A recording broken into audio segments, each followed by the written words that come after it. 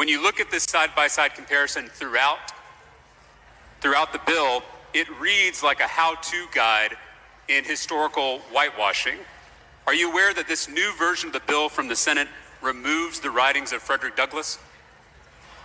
I am.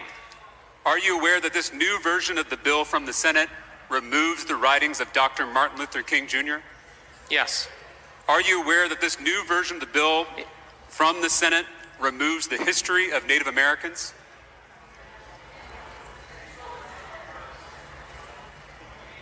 The way the bill is laid out, that's a yes or no because question. we were very So clear are you that we aware could not this be new version of conclusive the bill about every single removes the document out history there that of we Native could. Americans? I'm going to give you an answer. This isn't a trial. I'm going to give you an answer.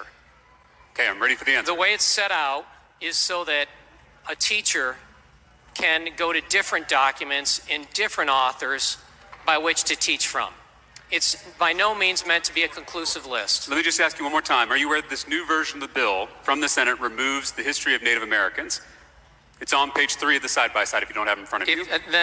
I believe you. Okay. Are you aware that this new version of the bill removes mentions of Cesar Chavez? Yes. Are you aware that this new version of the bill removes mentions of Susan B. Anthony? Yes, I am. Yet the new version of the bill from the Senate, this is not the bill we all passed as a House, but the Senate's version, it still includes the writings of Alexis de Tocqueville, and he's not even an American. Could that be because he's a white man? Not exactly. Let's talk about it. Now, what many people don't realize is that Texas, for a very long time, has set the standard as far as what history books in America are going to teach. The largest company that produces textbooks for schools comes out of Texas. So whatever the Texas curriculum is generally the curriculum that most people in the United States, most children in the United States will learn from. And this is very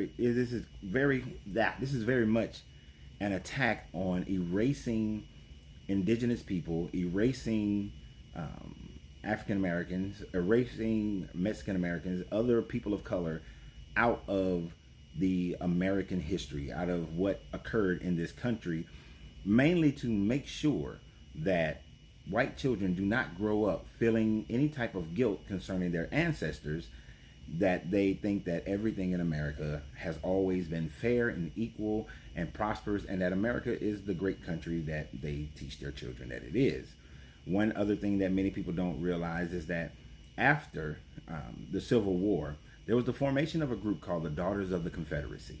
This started occurring and getting big in and around the 1950s. And the Daughters of the Confederacy parlayed their power throughout the South so greatly that if a textbook didn't meet their standard of ensuring that the Confederacy is glorified to a certain extent, that they would not approve that textbook, and therefore that textbook cannot be taught in American schools.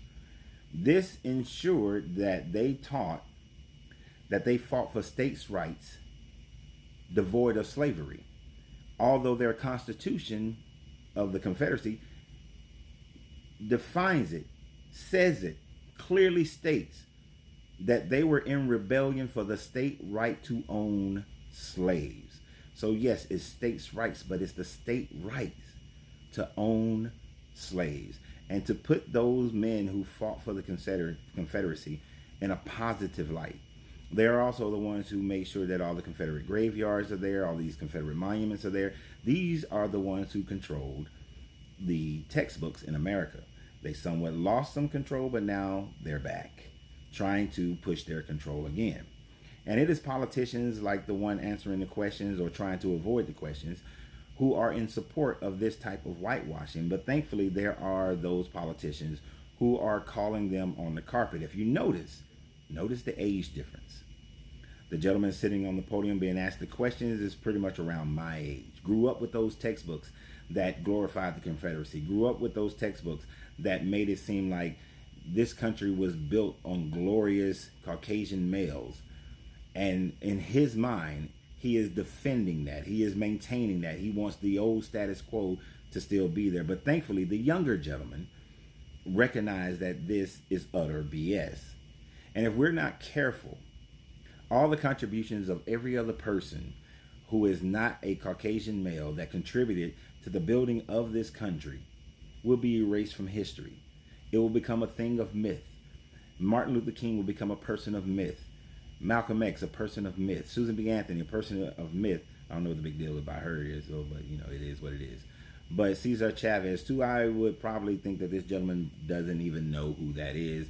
But in Texas history, he was a very important person. But they want to remove all these people. So all the Frederick Douglasses that came before us, the Marcus Garveys, these people will be pushed into myth if we are not careful. Within 100 years, students would not have even heard of them, not even know of them, and believe that the slaves were freed simply because of Abraham Lincoln and his desire to maintain the nation, and more than likely the aspect of it that the war was technically illegal based on the American Constitution, but they will minimize every other contribution to this and only glorify his.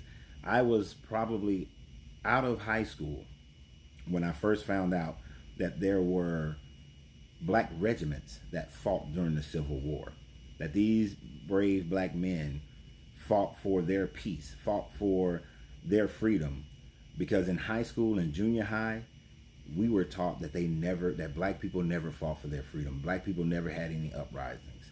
I only knew of the Nat Turner uprising. I didn't know of the Gullah Wars, the Seminole Wars, didn't know of many other black uprisings that occurred. Didn't know about Tulsa, didn't know about Wilmington, didn't know about Oscarville or any of these places that suffered under Jim Crow. And when they did teach us about Tulsa, they made it seem like the black people just fled. They didn't tell us that black people also fought against those tyrannical, terrorist, white Caucasians who burned down Tulsa. Didn't tell us that information. And this is a further attempt to continue to make sure that people born in America, their ancestors come from the 4, 5, 6 generations in America, that they just sat by and did absolutely nothing to contribute to this country. They say make America great again. For me and my ancestors, America has never been great. So remember always, you have to free yourself to be yourself, because because your greatness is non-negotiable. Good journey, good vibration.